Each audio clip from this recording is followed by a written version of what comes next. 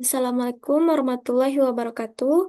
Perkenalkan nama saya Meta Dinda Pangaribuan dengan NIM F1D1230025, di mana saya membuat video ini untuk tujuan tugas ujian akhir semester mata kuliah panas bumi. Baiklah, di sini saya membahas topik mengenai manifestasi panas bumi dan hubungannya terhadap eksplorasi. Di sini saya menggunakan dua referensi jurnal. Pertama itu berjudul Penggunaan Citra Landsat untuk Pendeteksian Anomali Suhu Permukaan sebagai Indikasi Keberadaan Manifestasi Panas Bumi. Itu studi kasus Sipoholon di Indonesia.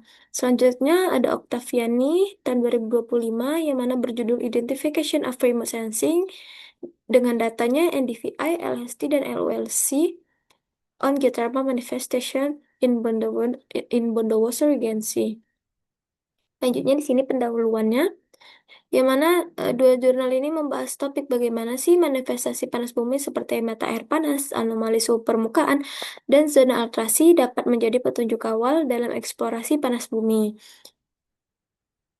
Di sini saya memiliki rumusan masalah sih bagaimana sih manifestasi panas bumi dikenali, parameter apa yang paling membantu, serta bagaimana hasil pengenderaan jarak jauh, serta verifikasi lapangan mendukung penentuan zona prospek. Tujuannya adalah menjelaskan hubungan manifestasi dengan eksplorasi agar proses pencarian sumber panas bumi menjadi lebih efektif dan terarah. Studi literaturnya di sini kami menjelaskan eh, pada jurnal pertama itu menjelaskan bahwa si Poholon berada pada jalur sesar Sumatera dan memiliki manifestasi panas bumi berupa mata air panas. Karena hasil analisis citra Landsat menunjukkan suhu permukaan 16,7 derajat Celcius sampai 28,4 derajat Celcius. Sedangkan verifikasi lapangan menemukan mata air panasnya bersuhu 35,7 derajat Celcius hingga 64 derajat Celcius, sehingga anomali suhu permukaan ini terbukti sejalan dengan keberadaan sistem panas bumi. Selanjutnya di jurnal kedua dari Bondowoso menunjukkan bahwa manifestasi panas bumi dapat diidentifikasi dari kombinasi LST tinggi, NDVI rendah, dan pola LULC tertentu. Yang mana dari jurnal kedua ini menegaskan bahwa penginderaan jarak jauh tidak hanya mendeteksi suhu, tetapi juga membantu membaca kondisi vegetasi dan tata guna lahan yang sering berkaitan dengan zona manifestasi panas bumi. Di sini saya dapat menyebutkan beberapa manifestasi panas bumi umumnya muncul tuh dalam bentuk seperti apa? Eh, dalam bisa muncul dalam bentuk mata air panas, fumarol, ataupun solvatara, dan bentuk lain dari aktivitas hidrotermal.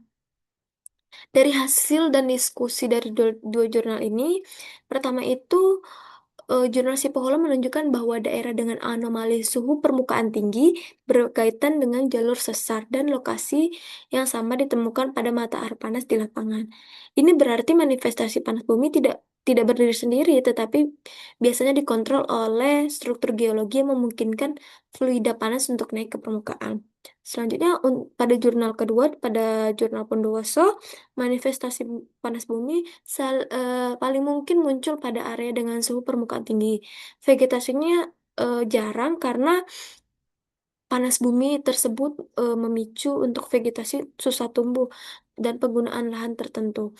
Interpretasinya, zona panas bumi dapat mempengaruhi kondisi permukaan, misalnya suhu tanah lebih tinggi dan tutupan vegetasi lebih rendah karena pengaruh fluida panas dan uap hidrotermal. Kesimpulannya, manifestasi panas bumi memiliki hubungan yang sangat erat dengan eksplorasi karena menjadi indikator awal keberadaan sistem panas bumi di bawah permukaan.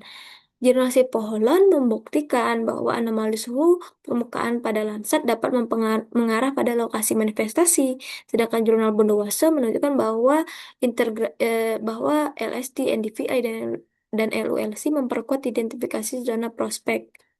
Dengan kata lainnya, manifestasi permukaan bukan hanya fenomena geologi biasa, tetapi alat penting gitu untuk mempersempit wilayah eksplorasi sehingga tidak tidak mengeluarkan biaya lebih besar pada proses eksplorasinya dan mengurangi ketidakpastian dalam pencarian sumber panas bumi.